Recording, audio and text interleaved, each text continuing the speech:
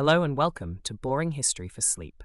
Tonight, we drift gently into the silent world of early American roadways, not to recount tales of heroic journeys or dramatic transformations, but rather to ponder a most fundamental, yet often overlooked, aspect of travel.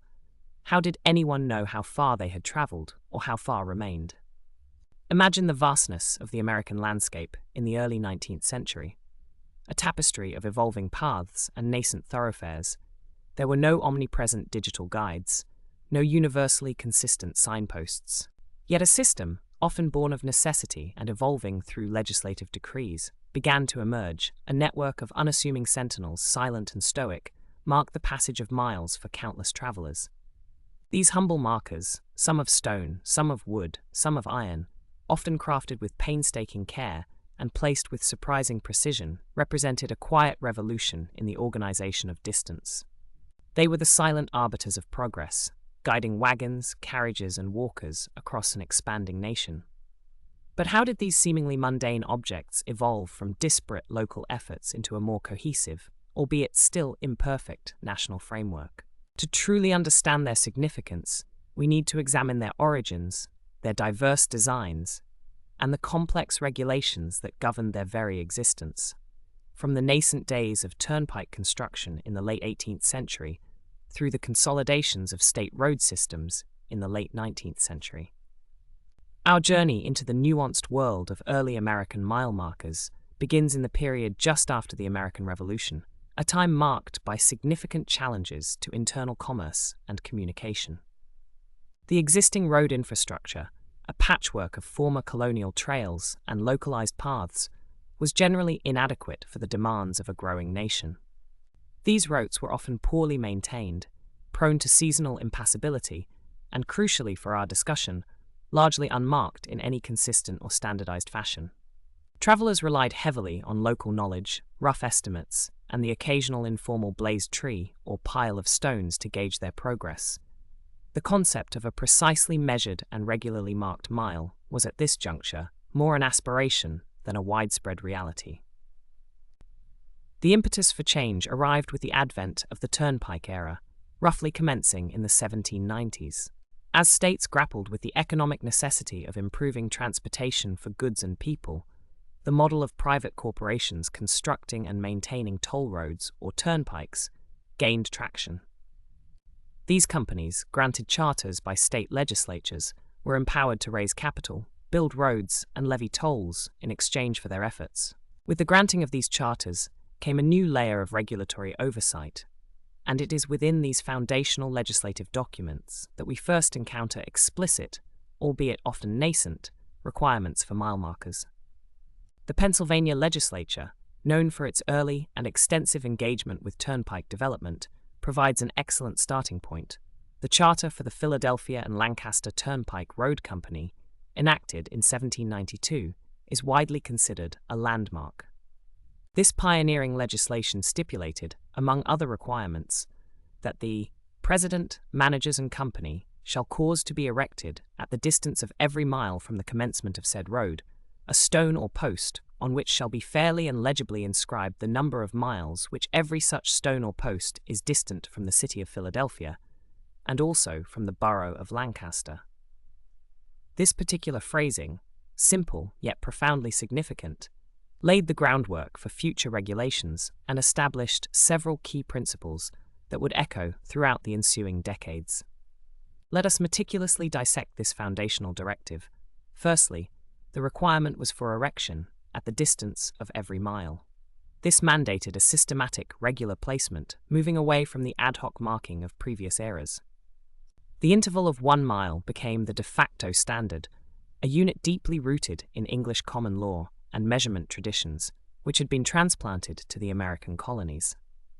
This choice of unit, rather than, say, kilometers or other arbitrary divisions, ensured a degree of continuity with existing conceptualizations of distance. Secondly, the legislation specified a stone or post. This offered a degree of flexibility to the turnpike companies. A stone marker, while more durable and resistant to the elements, would typically be more expensive to quarry, shape, and transport.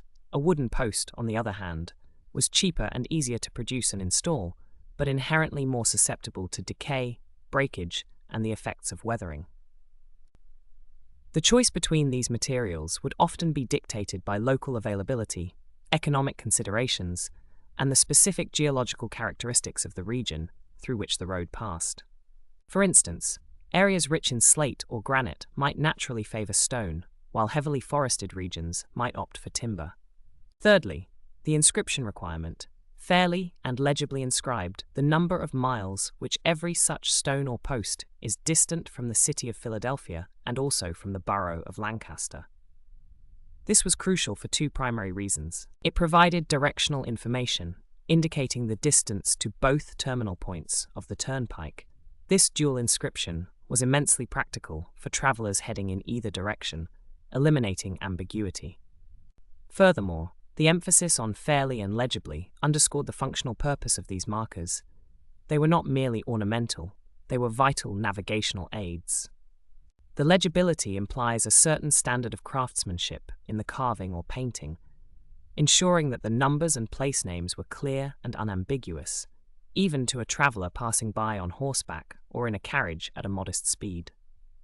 The establishment of this precedent by Pennsylvania quickly influenced other states. New York, another early adopter of the turnpike model, began to incorporate similar provisions into its turnpike charters. While the precise wording might vary from state to state, and even from company to company within the same state, the core principles of regular mile intervals, durable materials, and clear inscriptions became increasingly common. The New York General Turnpike Act of 1807, for instance, consolidated many of these requirements, stating that every turnpike company shall erect and maintain milestones or posts, on which shall be fairly and legibly cut or painted, in legible characters, the distance from the place of the commencement of the road, and the distance from the nearest principal town. This further refines the inscription standard, allowing for either cut or painted characters, and specifying distance from the commencement of the road, as well as from the nearest principal town, rather than just terminal points, providing even more granular navigational detail for intermediate sections of longer roads. The practical execution of these regulations presented numerous challenges. Surveying a road in the late 18th and early 19th centuries was a painstaking process. Surveyors, equipped with chains, typically Gunter's chains, 66 feet long, divided into 100 links, compasses, and sometimes rudimentary transits, would meticulously measure the route. The commencement point of the road had to be precisely fixed, often marked by a substantial stone or monument. From this point, every mile would be measured, and the location for each marker determined. Topography played a significant role. Measuring a mile over flat, open terrain was relatively straightforward. However, early turnpikes frequently traversed hilly, wooded, or swampy landscapes. Ascending and descending grades, curves, and obstructions like rivers or dense forests complicated accurate linear measurement. Surveyors had to employ techniques to account for horizontal distance, rather than simply following the surface of the ground. This meant careful leveling and trigonometric calculations, which, while standard for the time, were labor-intensive and susceptible to minor errors. Cumulative small errors over many miles could result in a marker being slightly off its true 1-mile increment. Once a location was surveyed, the marker itself had to be produced and installed. Stone markers, if chosen, required quarrying, dressing, and carving by skilled stone masons. The selection of suitable stone was paramount.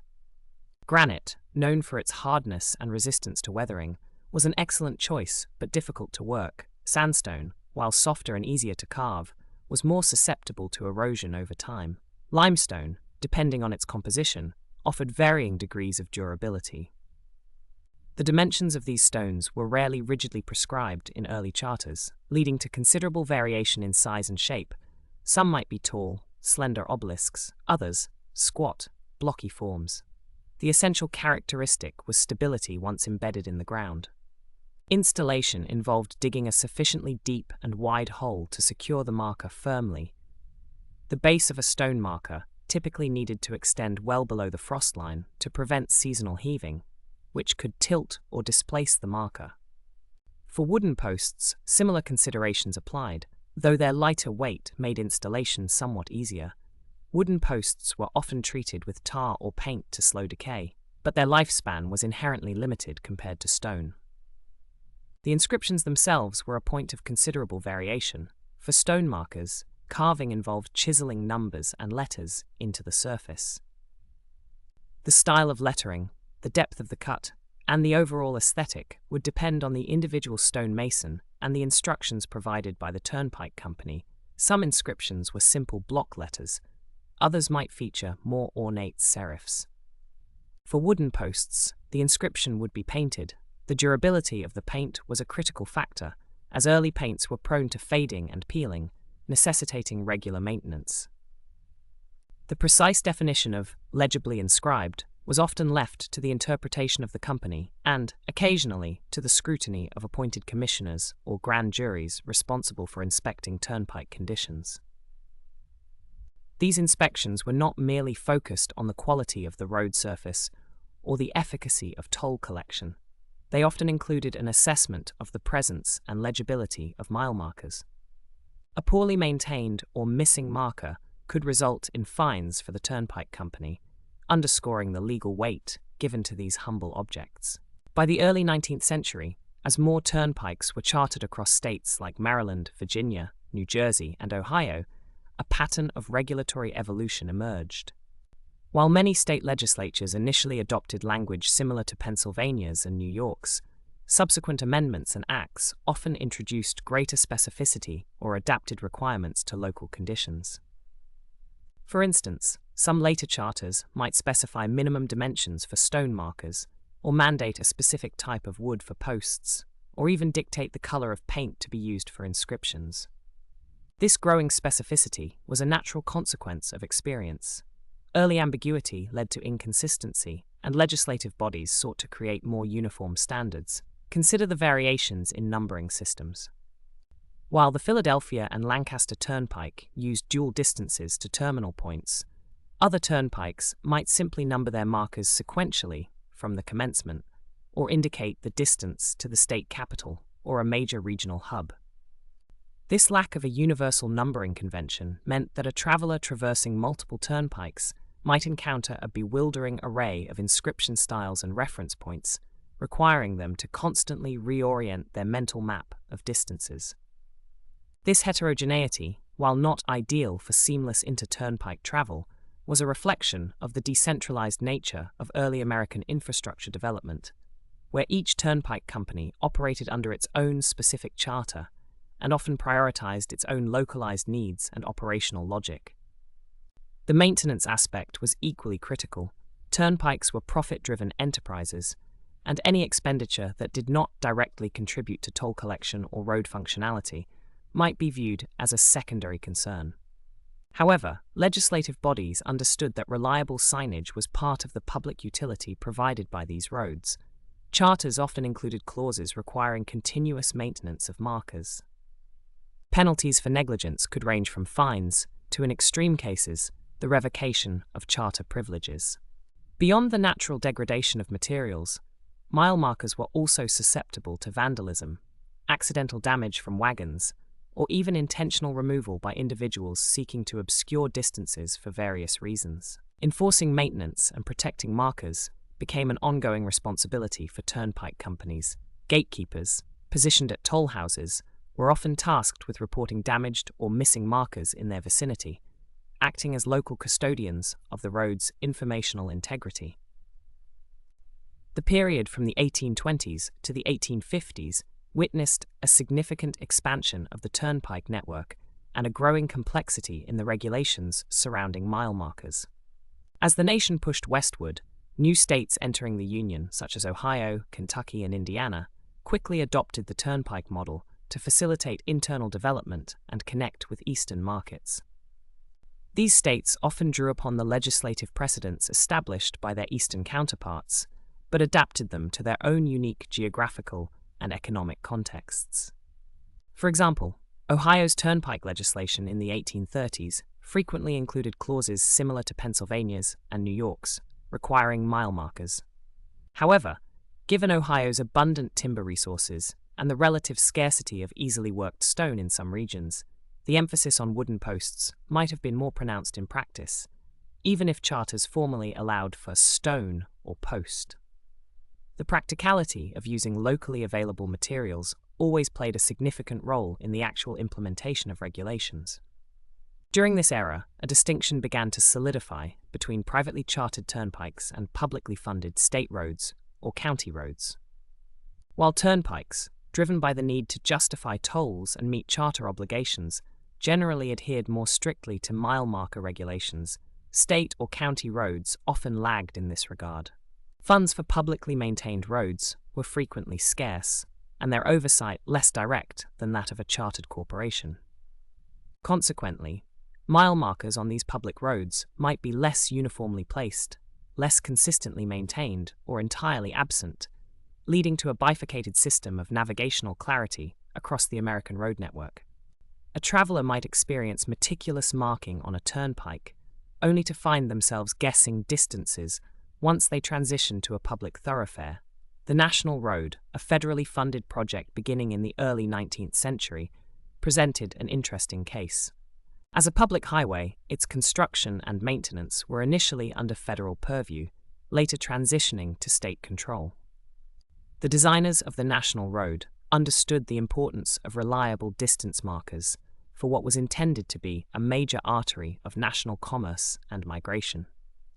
Consequently, it was equipped with distinctive cast-iron mile markers, typically an obelisk shape with raised lettering, indicating distances to terminal points and major towns. These markers, standardized in their design and material, represented an early attempt at a more unified federal approach, though their prevalence was limited to the single impressive route.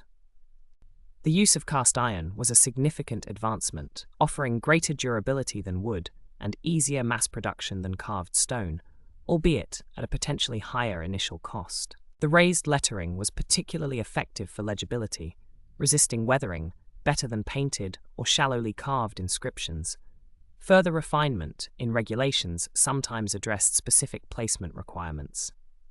Beyond simply, at the distance of every mile, some later acts might specify that markers should be placed on the right-hand side of the road when traveling in a particular direction, or within a certain number of feet from the center of the roadbed. These seemingly minor details aimed to enhance user experience and ensure that markers were easily visible and not obscured by vegetation or road maintenance activities. The specification of a side, such as on the right-hand side, implicitly designated a primary direction of travel for which the markers were most easily observed, though the dual inscriptions mitigated this to some extent. The exactitude of the mile itself could also be a point of discussion. While the Gunter's chain was the standard, differences in how curves were measured, how elevations were handled, and the simple human error inherent in manual surveying meant that the precise length between 2 mile markers might not always be exactly 5,280 feet. These slight discrepancies, while generally minor and often imperceptible to the average traveler, highlight the practical challenges of implementing precise engineering standards in an era without sophisticated instrumentation or GPS technology. The goal was practical utility, not absolute geodetic precision. The 1850s marked a transitional period for American transportation. While turnpikes continued to operate, their dominance was increasingly challenged by the rapid expansion of railroads. Railroads offered faster, more efficient, and often cheaper transportation over long distances, leading to a gradual decline in the profitability and strategic importance of many turnpikes. This shift had implications for mile marker regulations.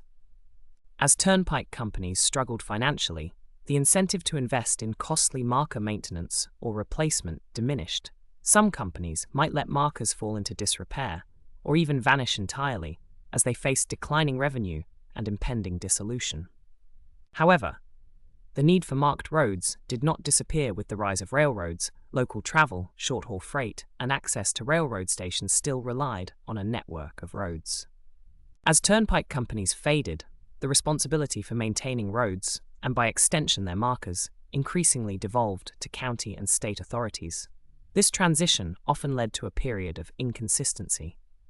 Public entities, often constrained by limited budgets and decentralized administrative structures, frequently lacked the resources or the clear legislative mandates to maintain a comprehensive system of mile markers.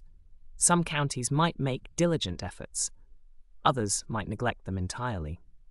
Nevertheless, the concept of regulated mile markers had become ingrained in the American consciousness as a fundamental aspect of road infrastructure.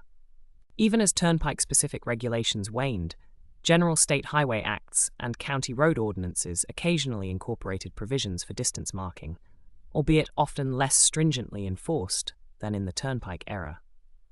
These later regulations, reflecting the lessons learned from decades of turnpike operation, might emphasize the use of more durable materials, such as cast iron, or mandate specific informational content, such as distances to county seats or major crossroads, rather than solely to a turnpike's terminal points. The materials and designs of mile markers continued to evolve during this later period. The advent of more industrialized production techniques made cast iron markers more economically viable. These markers often featured standardized fonts and layouts, making them more consistent in appearance than hand-carved stone. Some might incorporate the name of the road, the county, or even a civic emblem. Wooden posts, while still used in some regions for their low cost, were increasingly seen as temporary solutions, subject to frequent replacement. The inscription styles also continued their evolution. While dual distances to terminal points remained common, especially on long, established routes, a simpler sequential numbering system from the start of a particular road segment, or the distance to the nearest significant town, became more prevalent on less formal state and county roads. The goal remained clear: to provide unambiguous information to the traveler. The clarity and prominence of these inscriptions were often paramount, given that they had to be discernible from horseback or wagon, sometimes in varying light conditions, and often without stopping. The legal framework for protecting mile markers also matured. Early laws often simply made it an offense to deface or remove markers. Later legislation might specify harsher penalties or expand the scope of protection to include any act that rendered a marker illegible or functionally impaired. This reflected a growing recognition of the public utility of these markers and the societal cost incurred when they were damaged or destroyed. Local grand juries continued to play a role, inspecting road conditions and reporting on the presence and state of markers, ensuring a degree of local accountability for their upkeep. The human element in the placement and maintenance of these markers cannot be overstated. Beyond the legislative mandates, there were the skilled surveyors painstakingly measuring distances, the stonemasons carving inscriptions, the blacksmiths casting iron posts, and the countless laborers who dug the holes and set the markers. These were often local craftsmen, paid by the turnpike companies or county authorities. Their individual skills and interpretations of the regulations would inevitably introduce subtle variations into the physical manifestation of the mile marker system. A mason in one county might favor a particular serif style for numbers, while another in an adjacent county might use a simpler block font. These localized aesthetic differences, while not detracting from the functional purpose, add a layer of silent historical narrative to the surviving markers. Furthermore, the very act of placing these markers contributed to a more organized understanding of the landscape. For the first time, a traveler could accurately gauge not just elapsed distance, but also relative speed and estimated arrival times. This had significant economic implications for commerce. Merchants transporting goods could better calculate delivery schedules, plan for feed and lodging stops for their draft animals, and estimate the overall cost of transportation more precisely. For postal carriers, mile markers were critical for adhering to strict schedules and ensuring timely mail delivery. For individual travelers, they provided a reassuring sense of progress and location, transforming a potentially disorienting journey into a more structured and predictable experience. The evolution of these regulations was not a straight, unilinear progression. It was characterized by experimentation, adaptation, and occasional retrenchment. Some states might pass comprehensive acts only to find them difficult to enforce, leading to subsequent amendments or less ambitious requirements. The ideal of a perfectly uniform system of mile markers across all early American roads remained largely elusive, a testament to the decentralized nature of governance and the immense logistical challenges of infrastructure development in a rapidly expanding nation. Each state, often each turnpike company, and sometimes even each county, carved out its own interpretation and implementation of the spirit of the law. By the 1880s, as the era of early American turnpikes and the initial phases of state road development drew to a close, the mile marker had solidified its place as an indispensable, albeit often unnoticed, component of the road network. While many of the wooden posts from the earliest days had long since decayed, and numerous stone markers had succumbed to neglect, vandalism, or the encroachment of development, the principles established by those early regulations continued to resonate. The concept of regular, inscribed distance markers became an accepted norm, a foundational expectation for any developed road system. The regulatory journey from a vague stipulation for a stone or post to more specific requirements for material, inscription style, and placement was a quiet testament to the nation's evolving understanding of the importance of systematic infrastructure. These markers, in their silent endurance or their forgotten absence, collectively tell a story of how a young nation sought to impose order and predictability on its vast and challenging landscape, 1 mile at a time, guided by regulations that, in their very precision, aimed to make the journey a little less uncertain, a little more understandable, and ultimately, a little more boringly predictable. To reiterate, the very definition of standardized within this period, 1790 to 1880, must be understood with a nuanced perspective. It was less about a single, universally adopted design, material, or inscription style, and more about the emergence of common principles and expectations in legislative mandates. The standardization primarily occurred at the level of regulatory intent, that markers should exist, that they should be placed at regular intervals, that they should convey specific information, and that they should be durable and legible. The actual physical manifestations, however, were a rich tapestry of local materials, craft traditions, and interpretations of these overarching legislative directives. Let us delve deeper into the specific wording often employed in these legislative acts and charters. Phrases such as good and sufficient stones or durable posts appear frequently. What did good and sufficient imply in practice? It meant materials that were expected to withstand the local climate, the rigors of traffic, such as accidental bumps from wagons or stagecoaches, and the passage of time for a reasonable duration. A good stone would resist cracking from frost thaw cycles, and a sufficient stone would be large enough and deeply set enough to remain stable. The interpretation of these terms often fell to the judgment of the turnpike company engineers, the contractors, and ultimately to the commissioners appointed by the state to inspect the road's compliance. These judgments were intrinsically linked to local geological availability. A good and sufficient stone in granite-rich New England might be quite different from one in the limestone regions of Kentucky or the sandstone belts of Ohio. The precise placement, at the distance of every mile from the commencement of said road, also warranted meticulous attention. The commencement point itself was a critical benchmark. It was often a prominent, easily identifiable landmark, such as the edge of a city limits, a specific bridge, or a natural feature. From this point, every subsequent mile was measured. The surveying teams, using their Gunter's chains and compasses, would painstakingly mark off each 5,280-foot segment. However, the exact positioning of the marker within the road's right-of-way could also be subject to subtle variation. While some acts might specify within 25 feet of the roadbed or on the edge of the graded surface, others were less precise.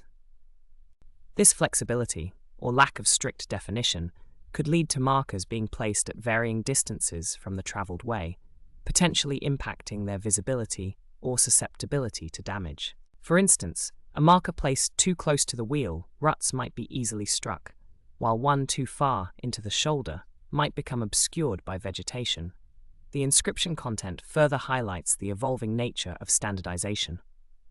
Early turnpikes often prioritized information relevant to their own operational geography, distances to the specific termini of that particular turnpike. This made perfect sense for the turnpike company and its immediate users. However, as the network grew and travelers began to journey across multiple turnpikes and onto connecting state roads, the need for a more comprehensive and universally understandable system became apparent. This led to legislative amendments or new charters requiring additional information, such as distances to the nearest principal town or to the state capital. This incremental broadening of informational scope reflected a growing awareness of the interconnectedness of the road network and the desire to serve a wider traveling public. Consider the practical implications for inscription methods. For stone markers, deep V-cut letters were generally the most durable and legible, as they cast shadows that made the inscription easier to read, even when the stone was weathered or dirty. Painted inscriptions on wood or stone, while initially very clear, demanded frequent repainting to maintain legibility. This presented an ongoing maintenance cost and logistical challenge for turnpike companies. The shift towards cast iron markers with raised lettering, when adopted, was a significant improvement in terms of long-term legibility and minimal maintenance requirements, as the raised characters were inherently robust. The legislative provisions regarding the maintenance of these markers also varied in their specificity and enforcement. Some acts might simply state that the markers shall be maintained.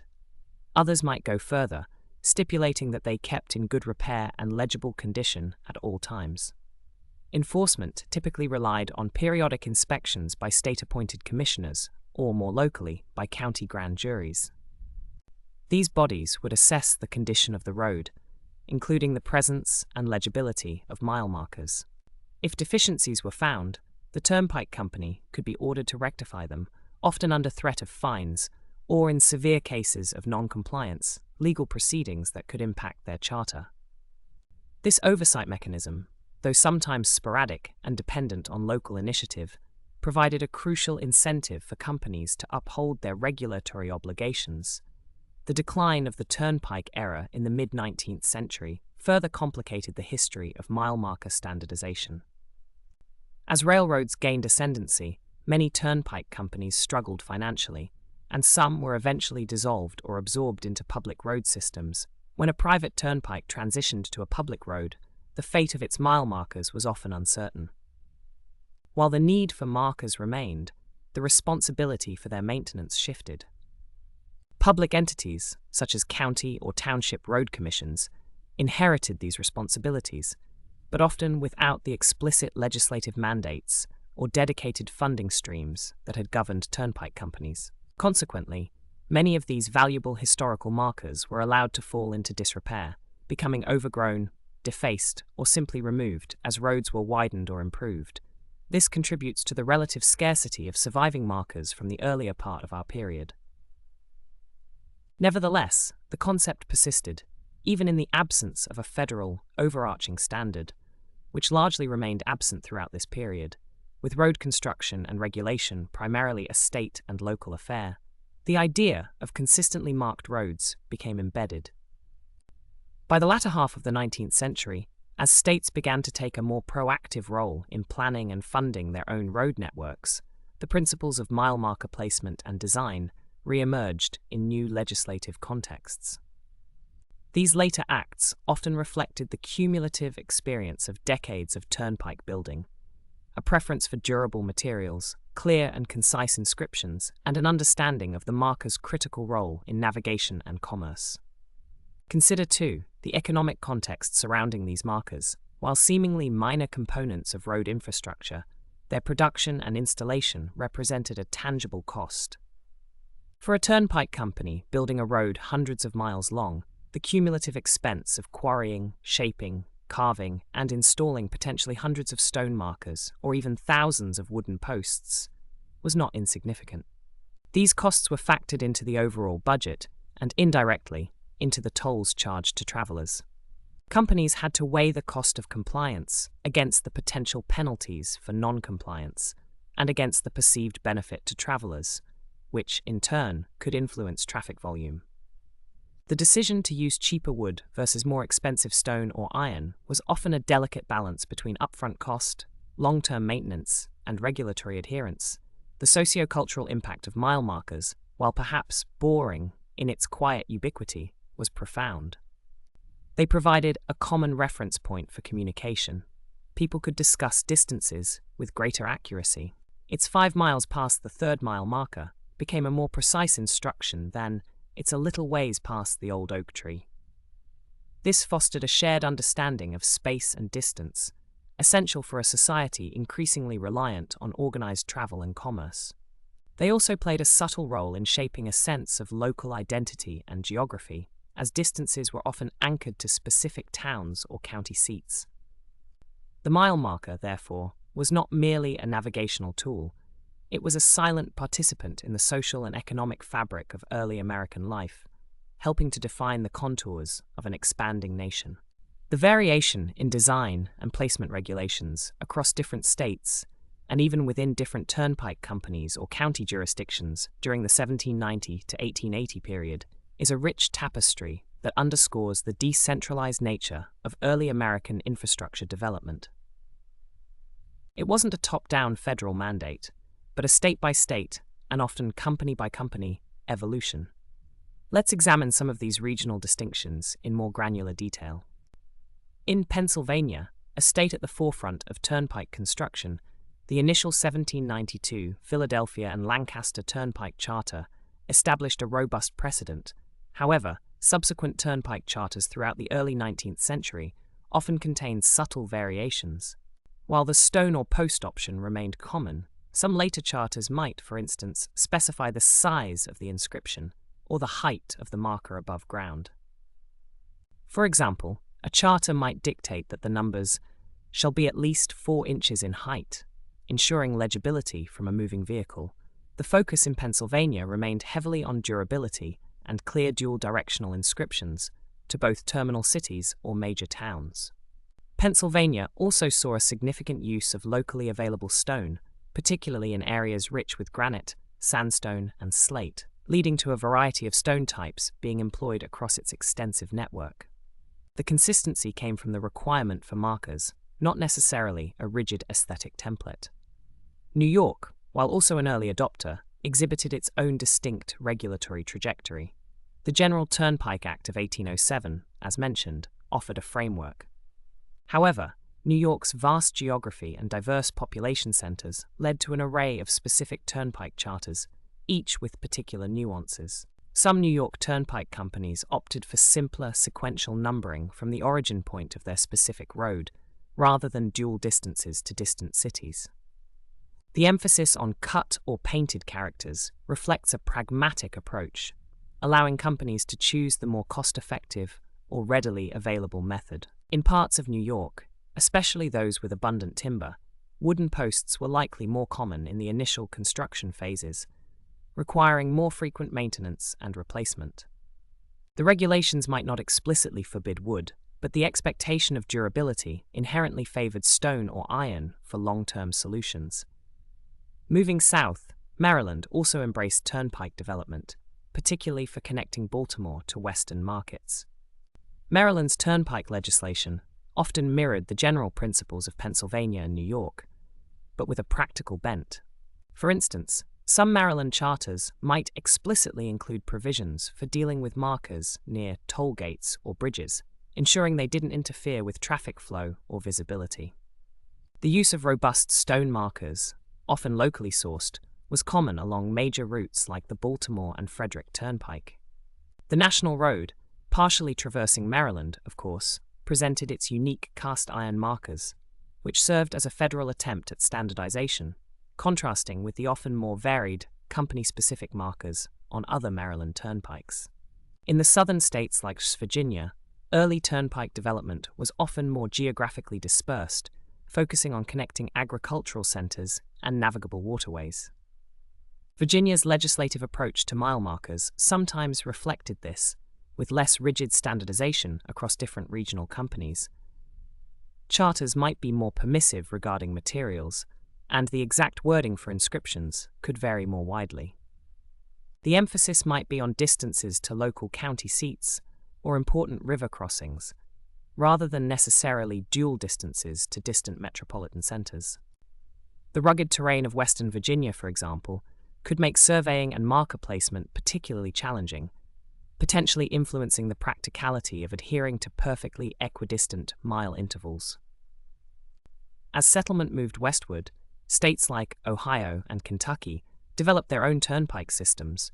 In Ohio, early charters often drew directly from Eastern precedents, but adapted them to the local context. Given Ohio's agricultural economy and rapid development, the need for clearly marked roads was paramount. Ohio's legislative acts often included detailed clauses on the maintenance of turnpikes, and mile markers were typically folded into these provisions. The selection of materials would often reflect local geology. For instance, areas with limestone quarries might utilize limestone markers which, while workable, could be more susceptible to weathering than harder granites. Kentucky, with its unique bluegrass region and strong ties to river commerce, also had an extensive turnpike network. Kentucky turnpike charters typically required mile markers, and in many instances, robust limestone markers became characteristic of these roads. The inscriptions often clearly indicated distances to Lexington or Louisville, serving as central reference points for the state's commerce. The regulations might also specify the font or character style for inscriptions to a greater degree than some eastern states, indicating an evolving desire for more uniform aesthetics within a state's network. Throughout this entire period, the constant challenge remained: how to balance the ideal of perfect standardization and legibility with the practical realities of cost, material availability, labor, and the inherent difficulties of construction in a developing nation. The regulations were often a set of aspirational guidelines that individual companies or county authorities interpreted and implemented to the best of their abilities, given their specific circumstances. This interplay between legislative intent and practical execution is precisely what makes the unseen history of these markers so fascinating and complex.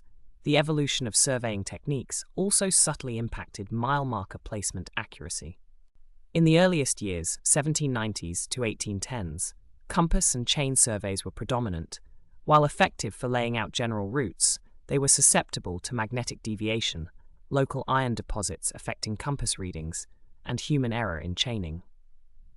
As the period progressed, 1820s to 1850s, the increasing use of more precise instruments like the theodolite and improved transit instruments, especially for major engineering projects, allowed for greater accuracy in linear measurement and angular determination.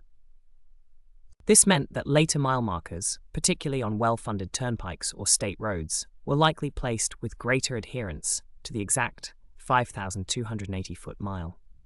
However, these more advanced instruments were expensive and required skilled operators, so basic chain and compass methods likely persisted for many local and less funded roads throughout the entire 1790 to 1880 period.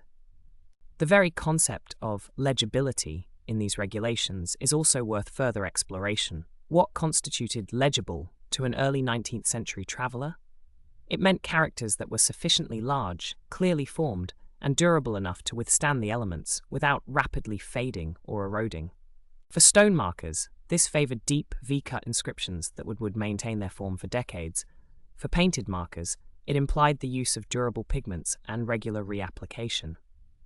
Legibility was not merely an aesthetic concern, it was a safety and efficiency concern. A traveler, perhaps weary or in inclement weather, needed to be able to quickly and accurately discern the information on the marker without having to dismount or stop for an extended period. The fairly and legibly inscribed clause was therefore a silent mandate for both quality craftsmanship and ongoing maintenance. Furthermore, the legal implications of these markers were not trivial. They served as official reference points for legal documents, property descriptions, and even criminal investigations. Distances cited in deeds or legal testimonies could refer to specific mile markers. This further elevated their importance beyond simple navigational aids, embedding them within the legal and administrative fabric of the communities they served. Any intentional damage or removal of a mile marker was not just an inconvenience to travelers. It was an act of public vandalism that could carry legal penalties. The detailed history of mile marker regulations in early American turnpikes and state roads, stretching from 1790 to 1880, therefore offers a unique lens through which to observe the broader development of infrastructure, governance, and societal organization in the United States. It reveals a painstaking, incremental process of bringing order to the landscape, driven by economic necessity, legislative foresight, and the tireless efforts of countless individuals. From the initial, often vague, stipulations in turnpike charters to the more refined and detailed requirements of later state road acts, the journey of the mile marker reflects the nation's evolving understanding of its own geography and the vital importance of clear, consistent information for those who traverse it. Even as the specific designs and materials varied wildly across states and regions, the underlying regulatory impulse towards standardization, however imperfectly realized, created a quiet but profound impact on the American experience of travel and distance. These unobtrusive sentinels, often overlooked and now largely vanished, were once crucial threads in the fabric of a developing nation's communication and commerce, guiding generations of Americans towards their destinations, one precisely, or sometimes approximately, measured mile at a time. This careful, deliberate attention to what might seem like a minor detail underscores a fundamental truth about historical development, that often the most significant changes emerge from a multitude of small, systematic efforts, each contributing to a broader transformation. And with that, we conclude our exploration of the unseen history of standardized mile marker design and placement regulations on early American turnpikes and state roads. I hope this detailed account has provided a soothing journey into the methodical past, guiding you gently toward a peaceful slumber.